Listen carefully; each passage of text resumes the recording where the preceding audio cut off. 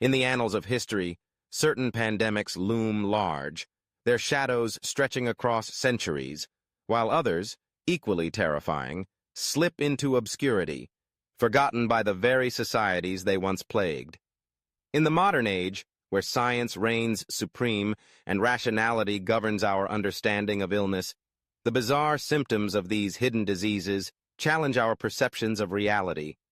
As the world grapples with the aftermath of well-documented pandemics, a researcher named Eliza Hawthorne has dedicated her life to uncovering the stories of these forgotten plagues. With a mixture of curiosity and concern, she pores over dusty tomes and fragmented records, revealing a chilling narrative of humanity's struggle with the unknown. What follows is a glimpse into the past, based on meticulously documented historical events that have been removed from mainstream awareness. The first of these hidden horrors, the Phantom Face Plague, swept through colonial America between 1681 and 1685. It emerged in small towns, where whispers of an unseen terror spread faster than the disease itself. Victims reported seeing phantom faces that taunted them, faces that twisted in agony or sneered with malevolence. The symptoms were not merely visual, they were accompanied by a profound sense of dread that consumed the afflicted. Many succumbed to madness, their minds unraveling under the weight of their haunting visions. Some, in desperate attempts to escape the torment, took their own lives, leaving behind a trail of sorrow and confusion.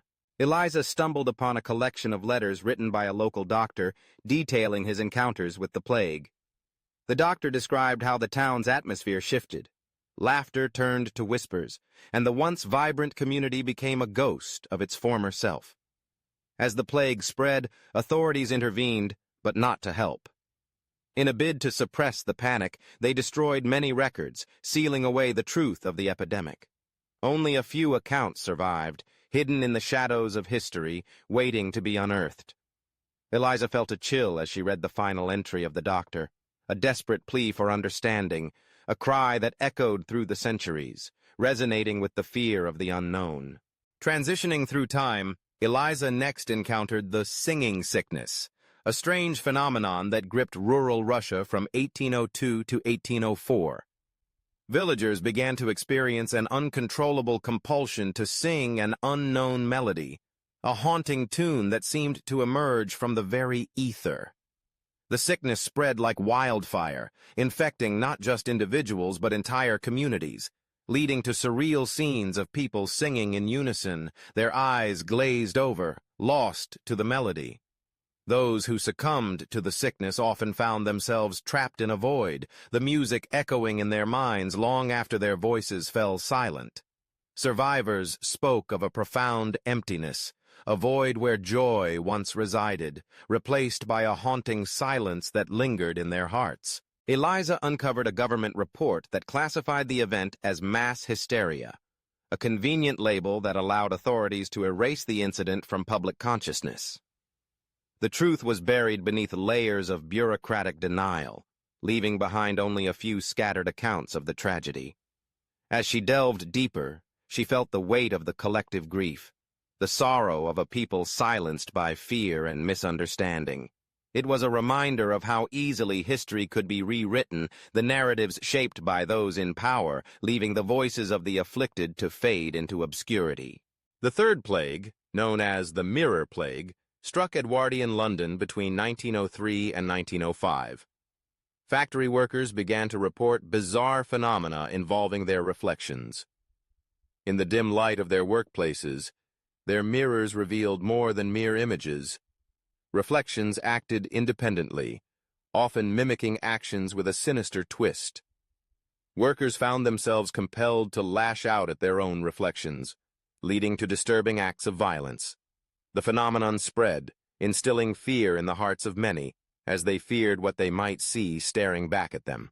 Eliza discovered that the government, in a desperate attempt to maintain order, initiated a cover-up, dismissing the incidents as mere hallucinations brought on by fatigue and stress.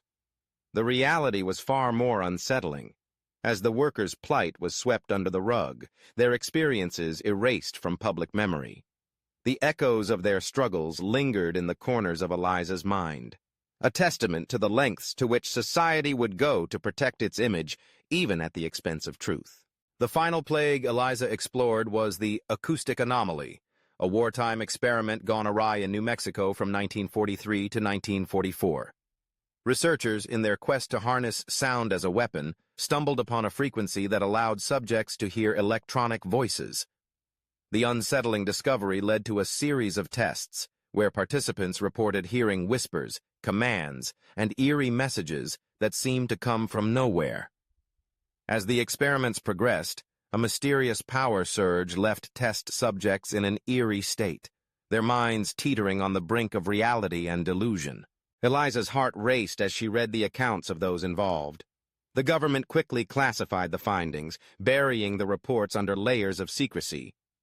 The implications of such an experiment were staggering, raising questions about the nature of perception and the boundaries of human consciousness. What had begun as a quest for knowledge had spiraled into a nightmare, leaving those involved grappling with the echoes of their experiences. As Eliza pieced together these narratives, she pondered the reasons behind their erasure from history. Were these events too strange, too terrifying for society to confront? Did they reveal uncomfortable truths about the human condition, about the fragility of perception and the thin veil that separates reality from madness? History, she realized, often reflects not just the events that transpired, but the truths we are unwilling to face. In the end, Eliza's journey through the forgotten plagues left her with more questions than answers. She invited others to reflect on their own experiences of the strange and unexplained, to consider the hidden layers of our world that often go unnoticed.